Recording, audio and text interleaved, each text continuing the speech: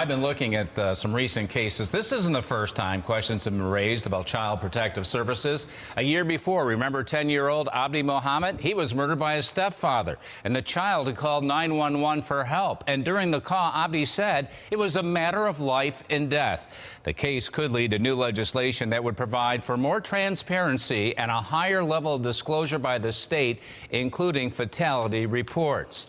And a state Supreme Court justice cleared Erie County of any wrongdoing in the case of Laura Cummings. Cummings was beaten, raped, and tortured in her own home.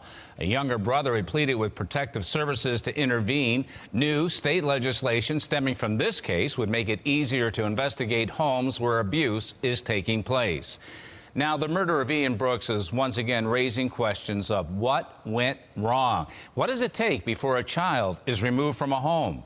Rich Newberg is working on this side of the story tonight. Rich? Well, Don, one sure way to remove a child from a home is for a family member outside of the home to file for custody. This did not happen in the case of little Ian, according to family members. But did Erie County Child Protective Services do enough to protect the boy from harm within his own home? This is something I'm taking seriously. No stone will be left unturned.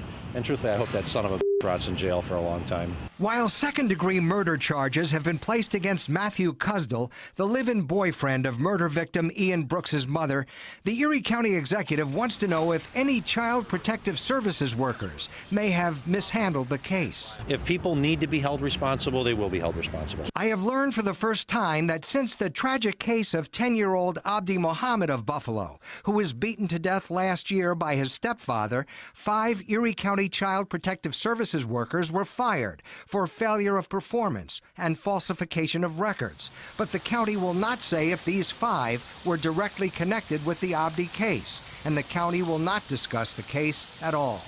While the state is prohibiting any discussion of the Abdi case because the child had siblings that could be damaged emotionally through public exposure of details, Ian had no brothers or sisters. The county executive says in this case, he will ask the state to disclose the results of its investigation. I want the public to understand that when the state does its analysis, whether it says the county did everything appropriately or not, I want that information to get out there. Now, after the state investigated Abdi's murder, it reviewed more than 100 child abuse cases here in Erie County and found that child protective workers had been deficient in the depth of their investigations and their assessments of ongoing risk. Excerpts had appeared in the Buffalo News at the time. Good for the county executive. Polling cars calling for more transparency. But what about immediate safeguards? What is it that the way the county is supposed to operate so that these kids are protected? Well, one thing he wants to do immediately is to get more caseworkers and more managers into that child protective area. He says they are just stressed out. They have too many cases. They're trying to do too much with less time.